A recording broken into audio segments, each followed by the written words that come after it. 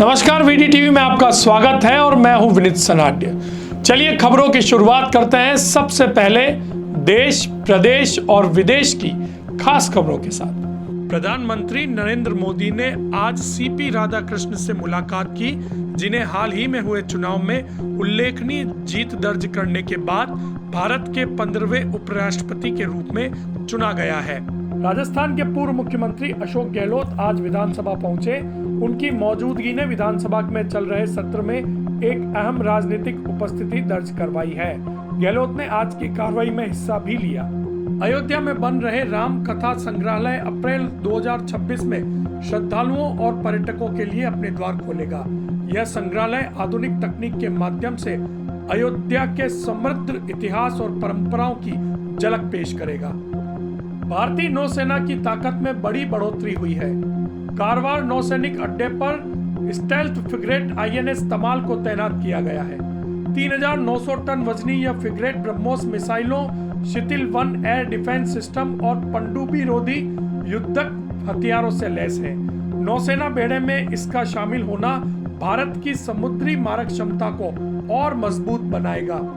दुनिया के अन्य हिस्सों में देखी गई नागरिक अशांति की तरह फ्रांस में भी हजारों प्रदर्शनकारी सरकार की आर्थिक नीतियों के खिलाफ सड़कों पर उतर आए हैं। बड़े पैमाने पर हुए इन प्रदर्शनों के कारण सार्वजनिक जगहों पर हंगामा और अफरा तफरी की स्थिति बन गई। रिपोर्ट के अनुसार कई स्थानों पर आगजनी की घटनाएं हुई हैं, जबकि प्रदर्शनकारियों और सुरक्षा बलों के बीच टकराव भी देखा गया है। राजस्थान विधानसभा में विपक्ष के नेता टीकाराम जूली ने सरकार को सीधे कटघरे में खड़ा करते हुए सवाल उठाया। बताइए, हमारे ऊपर ये कैमरे किसने लगाए हैं? मानसून सत्र के दौरान कांग्रेस विधायकों ने आरोप लगाया कि सरकार उन पर नजर रखने के लिए विधानसभा भवन के भीतर सीसीटीवी कैमरे लगवा रही है। व्हाइट हाउस प्रेस सचिव कैरोलिन लिविट ने एक बयान में कतर की राजधानी दोहा में हुए इजराइल के हालिया हवाई हमले की आलोचना की। साथ ही यह भी स्पष्ट किया कि प्रशासन हमास को समाप्त करने के व्यापक लक्ष्य का समर्थन करता है। राज्य सरकार ने नेपाल में फंसे हुए स्थानीय लोगों को निकालने के लिए एक विशेष अभियान चलाया है। राज्य सरकार ने स्थानीय लोगों के लिए एक हेल्पलाइन नंबर जारी किया है, जिसके माध्यम से वो अपने परिवारजनों की सूचना वहां से प्राप्त कर सकते हैं। राजस्थान पुलिस ने यह हेल्पलाइन नंबर जारी किया है। आपको बता दें कि नेपाल में हो रहे आंदोलन में राजस्थान के 4000 से ज्यादा लोग वहां फंसे हुए हैं। उदयपुर संभाग से भी उदयपुर के 35 लोग इस आंदोलन में फंसे हुए हैं। राजस्थान प्रदेश कांग्रेस कमेटी के अध्यक्ष गोविंद सिंह डोटासरा ने आज कोटा में जन आक्रोश रैली का नेतृत्व किया। यह रैली मौजूदा राज्य सरकार के खिलाफ विभिन्न जन समस्याओं को लेकर आयोजित की गई थी। तो देश, प्रदेश और विदेश की खबरों के बाद अब बात करते हैं राजसमंद की खबरों की। राजसमंद में आज हम जानेंगे राजसमंद झील का जल स्तर कितना हुआ है। आज हम आपको बताएंगे कि कहां एक पुजारी ने आत्महत्या कर ली। हम आज जानेंगे कि बिच्छू मंगरी के कौन से इलाके में कैसे एक अजगर ने आतंक फैला दिया। हम आपको बताएंगे कि राजसमंद में कहां पर और कौन से स्कूल ने तैराकी प्रतियोगिता में परचम लहराया है। इसके अलावा आज हम आपको यह भी बताएंगे कि गुर्जर समाज ने कैसी नई पहल करते हुए किस तरह से समाज के चुनाव संपन्न करवाए हैं। लेकिन सबसे पहले बात राजसमंद झील के जल स्तर की। राजसमंद झील का जल स्तर धीरे धीरे अब आगे बढ़ रहा है। 2-3 दिन से बारिश का दौर थमा है और इस कारण राजसमंद झील में जो पानी की आवक हुई है वो धीरे धीरे कम होती जा रही है।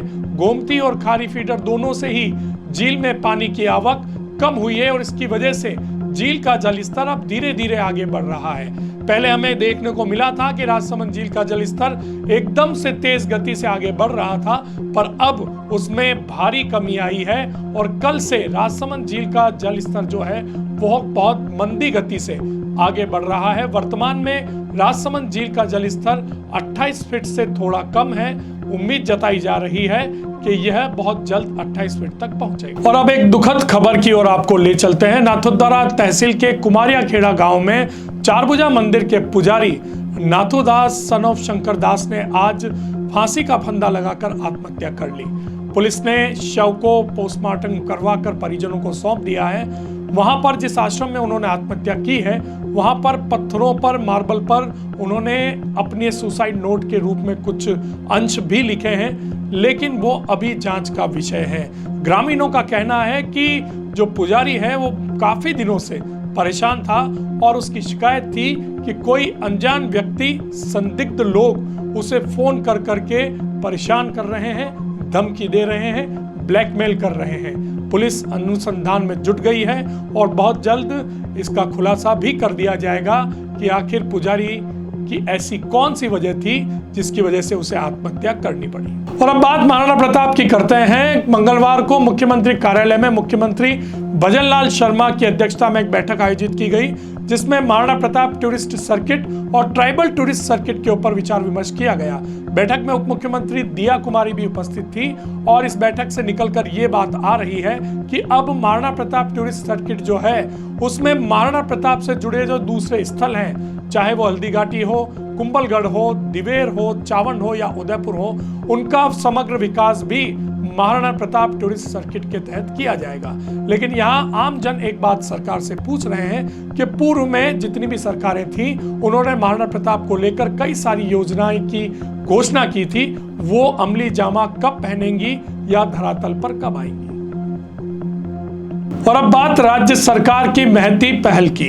राज्य सरकार 17 सितंबर से हर गांव में एक शिविर का आयोजन कर रही है, जिसमें ग्रामीणों की जितनी भी समस्याएं हैं, उनसे जुड़े जितने भी कार्य हैं, उनका त्वरित निस्तारण होगा। आज जिला प्रशासन ने कलेक्टर अरुण कुमार हसीजा द्वारा आम जन से अपील की गई है कि अपने पंचायत स्तर पर, पंचायत मुख्यालय पर जब भी यह शिविर आयोजित हो, ज्यादा से ज्यादा संख्या में पहुंचकर इस शिविर का लाभ लें। साथ ही उन्होंने एक पैम्पलेट भी जारी किया, जिसके माध्यम से बताया गया है कि इस शिविर में कौन कौन से कार्य करवाए जाएंगे। और खबर नाथद्वारा से है, जहां बिच्छू मंगरी इलाके में पीपल के एक पेड़ पर एक बहुत बड़ा अजगर पाया गया। अजगर को देखने के लिए पूरे मोहल्ले वासी और आसपास क्षेत्र के लोग इकट्ठा हो गए। अजगर को पकड़ने के लिए बहुत देर तक रेस्क्यू अभियान चलाया गया और एक क्रेन को बुलाया गया। क्रेन की मदद से बहुत मुश्किल से वन्य जीव प्रेमी प्रेमचंद की बहादुरी और सूझबूझ की वजह से 7 से 8 फीट लंबे इस अजगर को पकड़ा गया और सुरक्षित रूप से इसे पुनः अपने स्थान पर छोड़ा गया। आज बनासवाला चोखला में समाज की कार्यकारिणी के लिए अध्यक्ष पद का चुनाव नमाना गांव में पूर्ण सामाजिक एवं लोकतांत्रिक तरीके से निर्वाचन प्रक्रिया के साथ अध्यक्ष पद के लिए हुआ।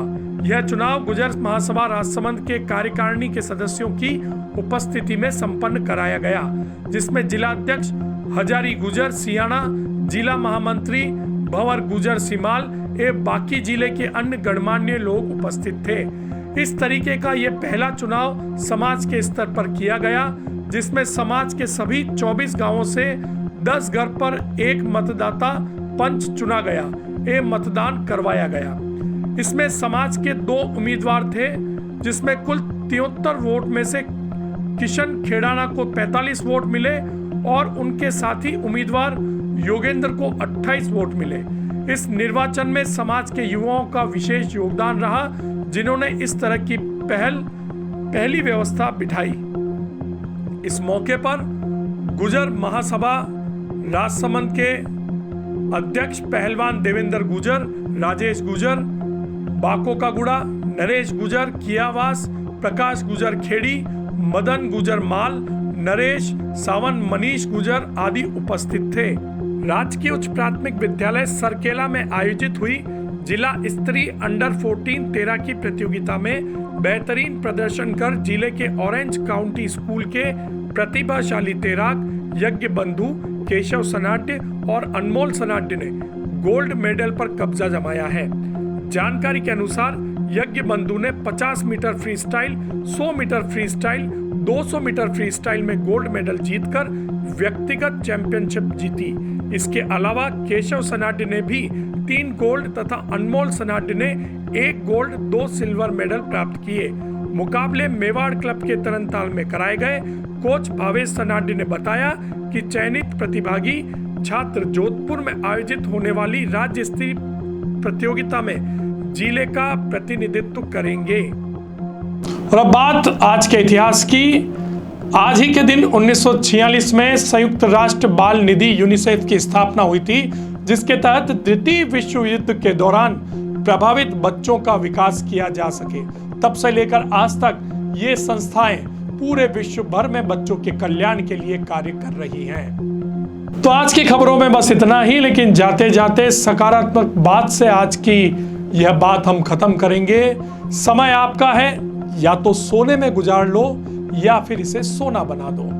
दुनिया आपके उदाहरण से बदलेगी, आपकी राय से नहीं। तो देखते रहिए VDTV। कल फिर हाजिर होंगे लेकर नई खबरें, नए मुद्दे, वो बात जो जुड़ी है आपसे, बनकर आपकी आवाज।